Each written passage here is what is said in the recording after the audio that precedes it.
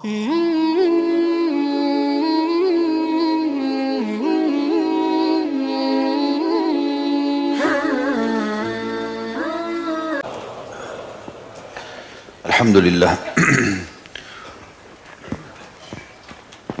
Wassalatu wassalamu ala Rasulillah.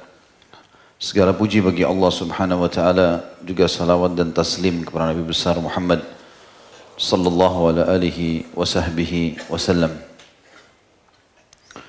Masih melanjutkan bahasan dosa-dosa besar yang ditulis oleh Imam Az-Zahabi rahimahullah, dan sebagaimana sudah kita sepakati pada pekan yang lalu, dari satu hadis dosa besar ke-82 ya. Dan kita akan masuk malam ini dosa besar ke-83. Dua dosa ini beranjak daripada sebuah hadis yang masyhur. Hadis sahih riwayat Bukhari yang Nabi SAW bersabda, sesungguhnya dua penghuni kuburan ini sedang disiksa. Dan keduanya sedang disiksa bukan atau dengan sesuatu yang dianggap remeh oleh banyak orang. Tetapi dia adalah dosa besar. Salah satunya adalah tidak cebok atau membersihkan diri pada saat kencing, dan ini sudah kita bahas pada pertemuan yang sebelumnya. Dan yang kedua adalah namimah. Dan namimah ini diterjemahkan dalam bahasa kita dengan adu domba. Apa sebabnya dinamakan dengan adu domba? Kalau kita lihat domba, teman-teman mungkin yang melihara ini, kalau domba jantan sama jantan biasanya, walaupun lagi makan bersama, bersebelahan, itu mudah sekali untuk diadu. Sedikit saja dielus bagian depan tanduknya, dihadapkan matanya, bisa berantem. Dan umumnya domba-domba yang sudah berkelahi seperti ini, itu bisa terus-menerus berkelahi setiap saat kalau ketemu. Gara-gara satu kali saja diadu. Maka mungkin sebabnya dikatakan dalam bahasa kita adu domba, karena itu, ya. Karena memang berbahaya orang yang tadinya berteman, bersahabat, suami istri, orang tua sama anak, apalah ya, atasan sama bawahan, sahabat dengan sahabatnya, ini bisa jadi rusak seketika hanya dengan masuknya orang ketiga yang berusaha untuk mengadu mereka. Kalau dalam bahasa Arab, namimah, dan namimah ini definisinya kita sebutkan dalam surah Al-Quran, salah satu ayat Al-Quran menjelaskan kepada kita dalam surah Al-Qalam. Dimulai dari ayat 10. Allah berfirman, A'udzu billahi minasyaitonir rajim wa la tuti' kulla hallafim mahin. Jangan pernah kalian mengikuti setiap orang yang banyak bersumpah lagi hina. Kata para ulama, ciri utamanya pengadu domba ini mudah bersumpah. Kalau orang jujur, amanah, orangnya baik, dia nggak butuh sumpah. Dia hanya sumpah kalau betul-betul darurat sekali. Kalau tidak darurat, dia tidak akan bersumpah. Maka ini cirinya. Dalam surah Al-Qalam, surah nomor 68 ini, Allah menyebutkan di ayat 10-nya tadi. Jangan pernah kalian mengikuti orang-orang yang banyak bersumpah, lagi hina. Maknanya apa? Orang kalau sering bersumpah, dia akan terhina. Karena apa saja bersumpah. Saking seringnya sumpah, sampai-sampai kalau orang tanya, kamu sudah makan belum? Demi Allah sudah. Enggak ada hubungannya, enggak butuh sumpah di situ. Kamu tadi datang jam berapa di sini? Demi Allah jam 4. Enggak butuh sumpah. Orang kalau terbiasa sumpah, hina dia. Karena seakan-akan dia pun tidak percaya dirinya sendiri. Di ayat 11-nya, Allah sebutkan juga, Hammazim masya'im binamim. Ini saksi bahasan kita. Banyak mencelah dan kian kemari, kesana kemari menghambur fitnah. Namimah. Allah sebutkan di sini. Jadi orangnya cirinya suka menjatuhkan orang lain. Kalau antum ketemu sama orang, Dari awal ketemu dan kenalan, yang dia sebutkan keburukan orang, itu sudah ciri orang namimah.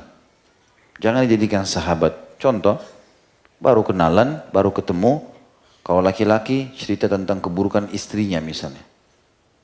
Cerita tentang keburukan atasannya, cerita tentang keburukan kotanya, keburukan keluarganya.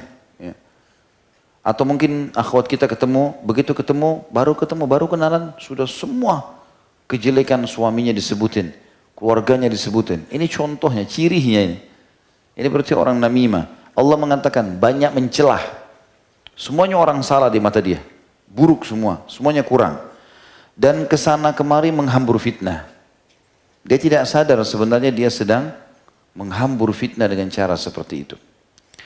Jadi dari dua ayat ini ulama mengambil definisi namimah. Yang tadi kalau bahasa Indonesia adu domba ya.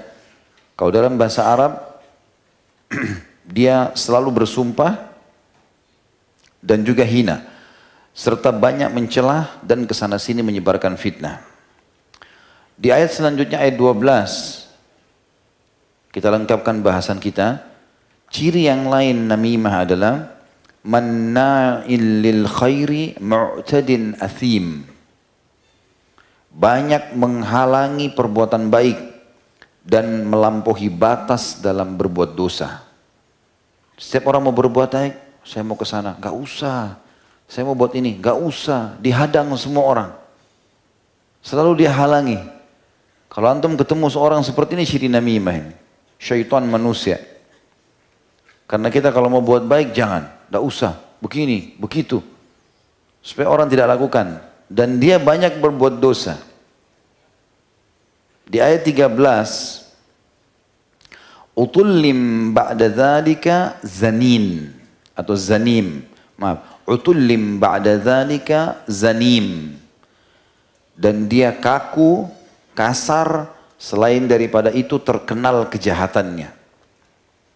Jadi kalau ngomong itu kasar, sering mengucapkan kata-kata yang kotor kalau kita, tidak santun, tidak sopan, nunjuk-nunjuk kalau bicara atau apalah. Maka ayat-ayat ini yang menjelaskan kepada kita. Ya. Sebagian ulama mengatakan ini adalah cirinya namimah. Begitu pula dijelaskan dalam surah lain.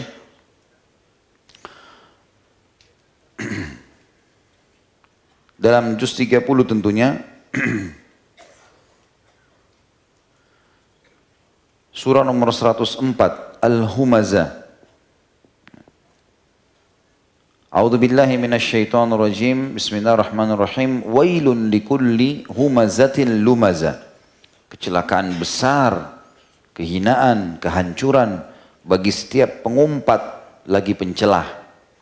Tadi sudah kita sebutkan dalam surah Al-Qalam, ciri mereka adalah suka mencelah. Di sini Allah rincikan pencelaannya seperti apa. Kalau humaza pakai hak, orang yang suka menceritakan aib orang lain dengan lisannya. Sehingga dia jatuhkan orang lain itu. Itu istri kamu memang begitu, suami kamu memang begini, itu atasan kamu memang seperti itu, komplek itu tidak bagus, pekerjaan itu, semuanya jelek. Itu humazah. Allah bilang kecelakaan, kehinaan, kehancuran. Dan juga masuk dalam makna wail adalah lembah di api neraka. Kemudian lumazah. Bedanya di awal hurufnya, kalau lumazah, orang yang mempraktekkan aib orang lain dengan sikapnya. Orang ngomongannya cadel dicontohkan, pincang dicontohkan, diolok-olok. Dan cirinya, selalu pembicaraannya orang-orang namimah ini, mereka selalu bicara masalah harta saja. Ujung-ujungnya kalaupun ada yang dia bahasakan, bicara masalah harta. Allah bilang dalam ayat 2-nya, alladzi jama'a malan wa 'addada, sibuk mengumpulkan harta dan menghitung-hitungnya. Ayat 3-nya, yahsabu annama lahu akhlada, dia mengira bahwasanya hartanya dapat mengekalkannya. Kalla, sekali-kali tidak. La yumbadanna fil hutamah, pasti dia akan dilempar ke dalam hutamah. Ayat 5-nya, wa ma adraka mal hutamah, apakah kalian sudah tahu apa itu api hutamah? Neraka hutamah, kenapa harus takut darinya? Ayat 6-nya, narullahil muqadah, api yang disediakan oleh Allah yang berkobar-kobar, menyala dengan besar. Ayat 7-nya, allati tattali'u 'alal af'idah, yang akan membakar sampai ke jantung atau hati manusia. Innaha, ayat 8-nya, innaha 'alaihim mu'sadah, sesungguhnya api itu akan tertutup rapat atau mengelilingi mereka, meliputi mereka, menutupi mereka. Fi 'amadin mumaddadah, dan mereka akan ada di tiang-tiang yang bergelantungan di dalam api neraka itu sendiri. Teman-teman sekalian, kalau kita bicara masalah adu domba ini, sebagaimana tadi ayat yang sudah kita bacakan, ada juga hadis Bukhari yang berbunyi, la yadkhulul jannata qattat, tidak akan pernah masuk surga qattat. Dan qattat ini akan kita bacakan nanti definisinya tentunya.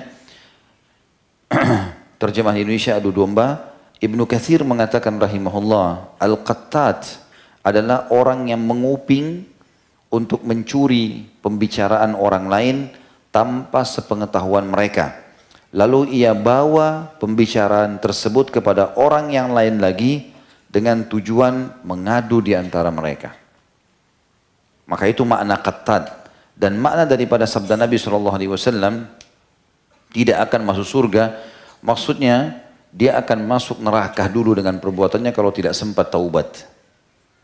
Tapi qattat maknanya ini. Maknanya adalah adu domba ini. Imam Nawawi rahimahullah berkata, supaya kita aman dari para pengadu domba ini, kalau kita sebagai pelaku, praktisinya, maka fahami dalil tadi itu. Ayat-ayat Al-Quran dan hadis Nabi, sehingga kita jangan lakukan pelanggaran agama besar. Kalau ada orang yang datang kepada kita dan dia qattat ini, atau namim, pengadu domba ini, kata Imam Nawawi, dan setiap orang yang disampaikan kepadanya perkataan namimah, maka dia misal dikatakan fulan berkata begini tentang kamu, fulan berkata begini tentang kamu, maka dia harus melakukan 6 perkara, kata Imam Nawawi.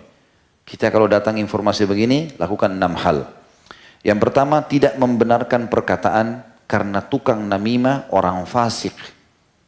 Kalau ada orang bilang, si fulan begini, si fulan begitu dengan kamu, langsung tolak. Dari awal kita tolak itu. Ya. Bedakan nanti ini teman-teman sekalian dengan seseorang yang sedang ditanya informasi oleh saudaranya muslim.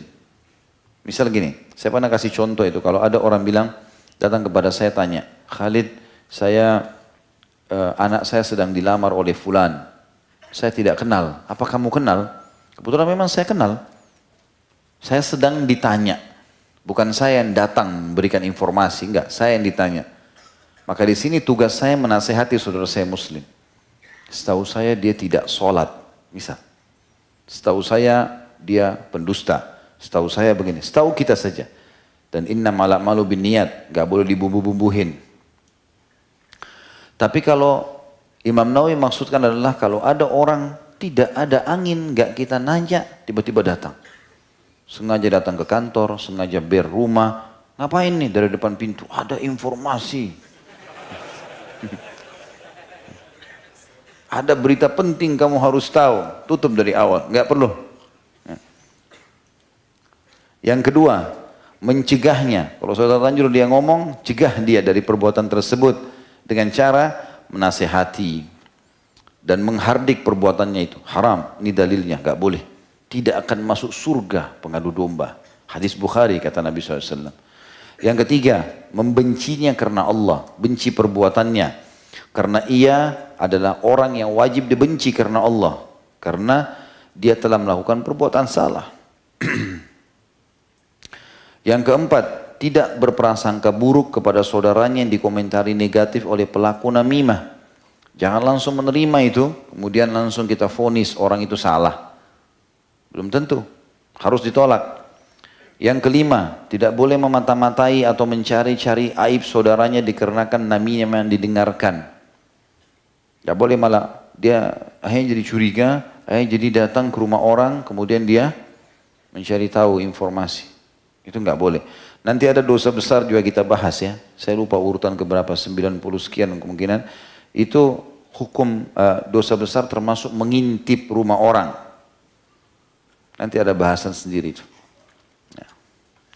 Yang keenam, tidak membiarkan dirinya ikut melakukan namimah tersebut, sedangkan dirinya sendiri melarangnya. Janganlah ia menyebarkan perkataan namimah dengan mengatakan, fulan telah menyampaikan padaku begini dan begitu. Aku nggak tahu ya, tapi dia cerita. Nah. Terus dicerita ke orang lain, sama aja. Nah. Ini kata Imam Nawawi rahimahullah. Dengan begitu ia juga termasuk tukang namimah, karena ia telah melakukan hal yang sama. Jadi ini harus hati-hati. Imam Nawawi menyampaikan tentang poin ini, penting untuk digarisbawahi. Kata beliau, kalau menyampaikan informasi yang ditanyakan, kayak tadi ya, atau bisa jadi informasi ini perlu disampaikan kepada pihak yang berwenang, dan memang itu kalau tidak disampaikan akan datang mudarat besar. Seperti misalnya kita lihat pencuri lagi manjat rumah, tahu ini pencuri dari penampilannya, tutup mukanya segala macam, malam-malam ya. Lalu kita telepon tetangga, kayaknya ada orang yang mencurigakan di depan. Itu bukan adu domba. Jangan bilang saya nggak usah telepon, nanti saya adu domba. Orang sudah mau mencuri. Ya. Atau kita lihat masuk ke toko lagi belanja, depan mata kita ada orang lagi curi barang dimasukin di kantongnya.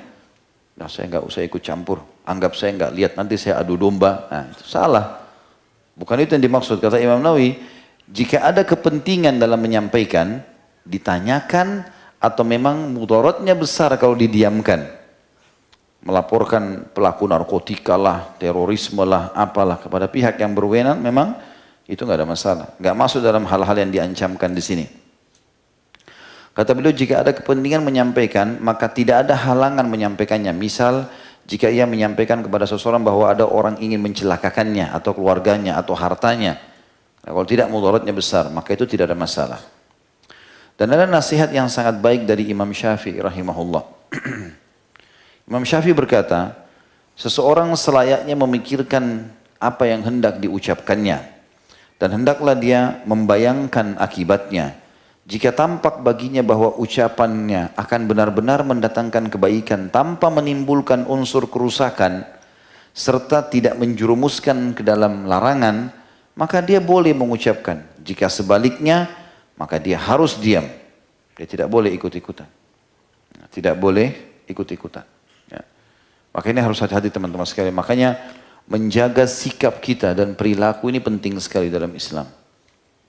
Dalam hadis Bukhari Muslim, pernah ada seseorang bertanya mengatakan, ya Rasulullah, wasiatkan saya sesuatu yang kalau saya tangkap wasiat itu, saya udah bahagia dalam agama.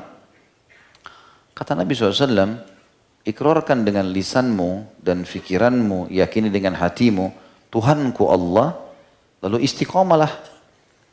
Yang ia halalkan nikmati, yang dia perintahkan kerjakan, yang dia larang tinggalkan. Itu kebahagiaan, itu wasiat. Orang ini cerdas, apa yang dia bilang? Ya Rasulullah, kalau saya sudah yakini itu, apa kira-kira yang paling Anda khawatirkan bisa merusak itu dari saya? Saya nggak jadi istiqomah di jalan Allah. Kira-kira apa masalahnya? Maka Nabi SAW tarik lidahnya, dikeluarin. Kata Nabi SAW, haza, ini. Ini perusakmu ini. Yang merusak istiqomah ini. Makanya Nabi SAW berkata dalam hadis Bukhari yang lain, man kana yu'minu billahi wal yawmil akhir, falyakul khairan aw liyasmut. Siapa yang mengaku beriman pada Allah hari akhir, ucapkan yang baik saja, dia yakin kebenarannya, manfaatnya ada, datangkan pahala, atau diam. Gak usah ikut-ikutan. Diam saja. Kalau kita dengar gosip, dengar bicara tentang orang, karena nanti gibah sama namimah ini tipis sekali perbedaannya. Menceritakan aib orang dengan mengadu domba tipis sekali. Karena kita kalau ceritakan aibnya si A pada si B, secara tidak kita sadari kita sedang mengadu domba. Apalagi kalau kita sebutkan si fulan, si A itu beginiin kamu. Maka itu kan jadi masalah. Ya. Dan berapa banyak kerusakan yang terjadi gara-gara namimah ini. Luar biasa. putus rusaknya suami istri, rusaknya hubungan antara bawahan sama atasan, rusaknya persahabatan, rusaknya saudara dengan saudaranya. Berapa banyak wanita dalam rumah tangga membuat berkelahi antara suaminya sama orang tuanya, mertua dia. Berapa banyak dengan namimahnya dia membuat bertengkar antara adik sama kakaknya yang merupakan ipar dia. Begitu juga terjadi pada laki-laki. Dia tidak suka, dia adu domba, udah selesai. Dan ini ciri khasnya orang Yahudi ya. Makanya orang-orang Yahudi itu di Madinah pada saat mereka hijrah, mereka temukan di Madinah ada dua suku Arab, Aus dan Khazraj yang dikenal nanti Ansar setelah Islam. Ini suku ini ahli perang. Tapi zaman dulu tidak ada pendidikan formal. Orang apa adanya, tukang kebun kurma, mereka bekerja pedagang kurma. Maka Yahudi mengadu domba dua suku Arab ini. Aus dan Khazraj. Tiga suku ini bersatu. Kita biayai. Siapa yang biayai ini, siapa yang biayai ini. Lalu kita adu domba. Jadi bertahun-tahun dua suku ini berantem terus. Perang-perangan. Makanya Allah sebutkan dalam Al-Quran tentang kejadian mereka. A'udzu billahi minasyaitonir rajim wa kuntum ala syafa hufratin minan nari fa ankadzakum minha. Ingat nikmatku hai orang-orang Ansar kata Allah, sewaktu kalian sudah berada di jurang kehancuran. Karena perang terus. Dan diselamatkan dengan konsep ukhuwah Islamiyah yang ditanamkan oleh Nabi SAW. Jadi ini memang ciri orang Yahudi dan ciri orang yang buruk. Ciri orang yang fasik.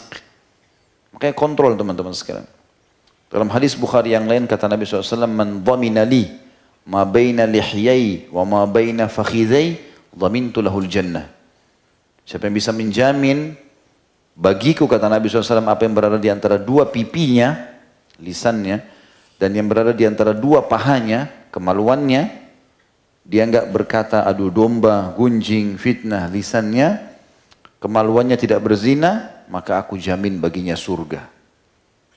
Jadi saking pentingnya, ini bahaya sekali. Makanya teman-teman yang penting saja. Dan satu hal yang saya wasiatkan buat diri saya dan teman-teman sekalian, usahakan tidak masuk ke zona hidupnya orang lain. Kecuali memang kita punya tanggung jawab di situ. Saya sebagai suami tanggung jawab terhadap istri saya, iya. Saya sebagai orang tua tanggung jawab pada anak saya, iya. Tapi tidak semua orang, kan gitu. Tidak usah kita menjadi pahlawan kesiangan. Sedikit-sedikit lagi duduk santai, telepon. Siapa nih kira-kira yang saya telepon nih? Telepon deh. Assalamualaikum, salam. Ada berita apa nih? Mulai. Nggak ada apa-apa kok. Nggak apa-apa, curhat aja. Pahlawan kesiangan. Cerita, saya siap dengar kok. Dengar. Dia tidak sadar, dia buka. Orang itu ungkapin masalahnya. Oh, memang suami kamu itu jahat. Apalagi kalau perempuan, terbawa perasaan. Sudah jahat suami kamu. Kenapa kau nggak cerai saja? Katanya tadi mau nasihat. Ini malah merusak. Ya. Akhirnya termotivasi lah orang yang telepon ini untuk cerai sama suaminya. Dia adu domba ini. Dia tidak sadar. Ya. Nabi SAW wasiatkan dalam sebuah hadis yang sahih riwayat Imam Muslim. Kata Nabi SAW, jangan kalian saling mendengki. Dengki artinya iri dengan apa yang Allah berikan kepada orang lain. Tidak usah terpengaruh. Orang itu kenapa badannya kekar, kenapa dia gagah, kenapa dia cantik, kenapa dia kaya. Kita sekarang, saya jalan, saya berusaha, saya bertawakal. Itulah. Tidak usah hasud dengan orang, Nabi larang. Jangan saling dengki, karena Allah sudah kasih begitu. Jangan saling membenci, jangan saling bermusuhan, dan jangan menjual barang yang sudah ditawar oleh saudaramu. Sementara dia transaksi nggak boleh kita negosiasi sampai dia selesai. Dan jadilah kalian semua hamba-hamba Allah yang bersaudara. Peringatan yang sangat baik dari hadis Nabi alaihi salatu wassalam. Dikatakan dalam banyak riwayat bahwasanya Nabi alaihi salatu wassalam dalam banyak riwayat-riwayat yang sahih, kalau beliau selalu saja kalau bertemu dengan para sahabat bertanya hal-hal yang positif, tanya kabar, keadaan, menyampaikan wahyu, ya, menasihati, atau amar ma'ruf dan atau menahi anil munkar, melarang kemungkaran.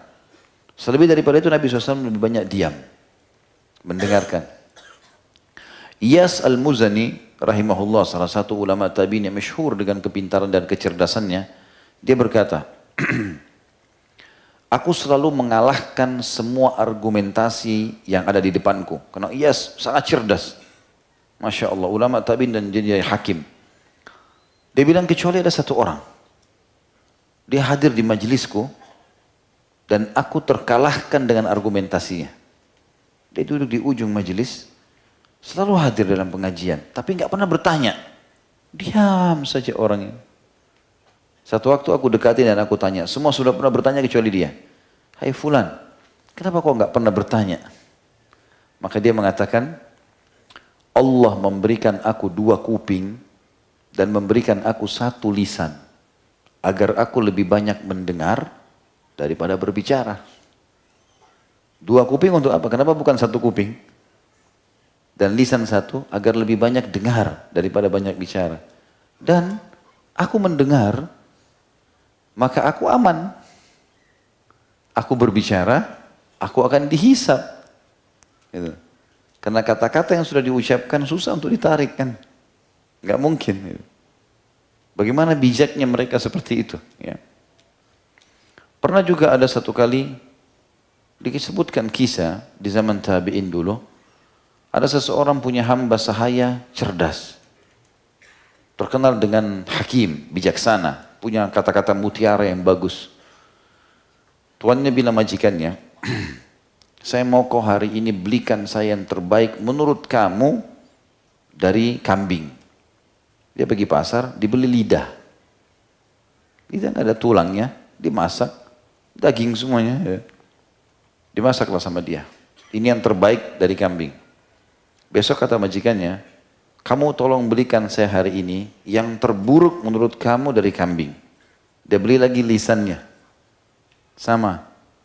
Terus majikannya tanya, kenapa kau membeli produk yang sama, barang yang sama? Kemarin saya minta yang terbaik, kamu beli lidah, sekarang yang terburuk juga lidah. Dia bilang, hai tuan, karena benda ini adalah benda yang bisa menjadi baik sekali kalau digunakan untuk menasehati, berzikir, baca Quran, berdoa, dan dia akan sangat buruk kalau digunakan untuk menggunjing, memfitnah, ya, mengadu domba dan seterusnya. Jadi ini penting sekali teman-teman untuk digarisbawahi agar jangan sampai kita terjerumus dalam masalah seperti ini. Dan sebagaimana disebutkan dalam hadis induk kita, ini penyebab siksa kubur. Ini penyebab siksa kubur hanya karena seseorang pernah melakukan perbuatan seperti ini. Siapapun yang pernah melakukan ini teman-teman bertaubat nasuha kepada Allah Subhanahu wa taala, sekaligus tentunya sekaligus dia memperbaiki, ya, selain minta taubat kepada Allah, memperbaiki dengan cara minta maaf kepada orang yang pernah diadu domba sama dia, dan dia coba meluruskan supaya fitnah yang tersebar harus diperbaiki. Kata para ulama, adu domba ini jahatnya, namimah ini, 1 kali dipicu susah diperbaiki. Walaupun kita datang, kecuali betul-betul kita bisa meluruskan karena tampiasannya kemana-mana. Kita adu domba antara suami istri, datang masuk di antara mereka atau antara atasan sama bawahan atau maka itu sudah cukup untuk membuat akhirnya mereka pecah, dan untuk memperbaiki tidak mudah, susah sekali gitu. Makanya dikategorikan dalam dosa besar. Ya. Dan banyak sekali hadis-hadis Nabi SAW yang berhubungan dengan masalah larangan dan perintah untuk menjaga lisan. Saya sebutkan beberapanya. Dan kalau ada pertanyaan tentu silakan ditulis seperti biasa. Hadis Bukhari Muslim, kata Nabi SAW dalam hadis ini kepada para sahabat, apakah kalian tahu sesuatu apa yang paling banyak membawa orang masuk ke dalam surga? Maka kata para sahabat, atau para sahabat terdiam, kata Nabi SAW, taqwallah wa husnal khuluq. Ada 2 penyebab orang banyak masuk surga. Patuh kepada Allah, dia patuh ini, takwa ini artinya mengerjakan perintah Allah tanpa memilah mana wajib, mana sunnah, semua dikerjakan, meninggalkan semua larangan Allah, haram atau makruh. Dan akhlak yang baik, perilaku yang baik. Lalu Nabi SAW balik bertanya lagi, apakah kalian tahu sesuatu apa yang paling banyak membawa orang masuk ke dalam neraka? Maka sahabat terdiam. Lalu Nabi SAW mengatakan, ya, lisan dan kemaluan. Ini hadis. Hadis yang kedua, yang juga berhubungan dengan masalah ini. Di mana Nabi SAW pernah melewati bangkai kambing. Lalu beliau mengatakan, siapa yang mau membeli bangkai kambing ini? Maka para sahabat mengatakan, ya Rasulullah, jangankan dia sudah jadi bangkai, hidup pun, ya, kalau dia cacat, karena kebetulan kambing itu cacat, tanduknya patah, matanya buta, kakinya patah. Kalau dia hidup tidak ada yang mau. Bagaimana kalau sudah jadi bangkai? Kata Nabi SAW, seseorang, demi zat yang jiwaku dalam genggamannya, seseorang di antara kalian, ya, memakan bangkai ini lebih ringan daripada dia menceritakan aib saudaranya Muslim. Di dalam hadis yang ketiga, juga hadis sahih, kata Nabi SAW, sibabul muslim fusuk, wa qitaluhu kufur. Sibab artinya mencelah, mencaci maki, mengadu domba. Muslim adalah fusuk, perbuatan kefasikan, dosa besar. Dan membunuhnya adalah kekafiran. Hadisnya jelas semuanya tentang masalah ini. Tidak boleh main-main tentang masalah perbuatan-perbuatan seperti ini. Dan sekian banyak hadis Nabi SAW yang mungkin sekarang belum terlintas di benak saya yang melarang tentang masalah penyalahgunaan lisan ini tentunya. Allahu a'lam. Mudah-mudahan bermanfaat insyaallah. Subhanakallahumma bihamdika asyhadu an la ilaha illa anta astaghfiruka wa atubu ilaik. Wassalamualaikum warahmatullahi wabarakatuh.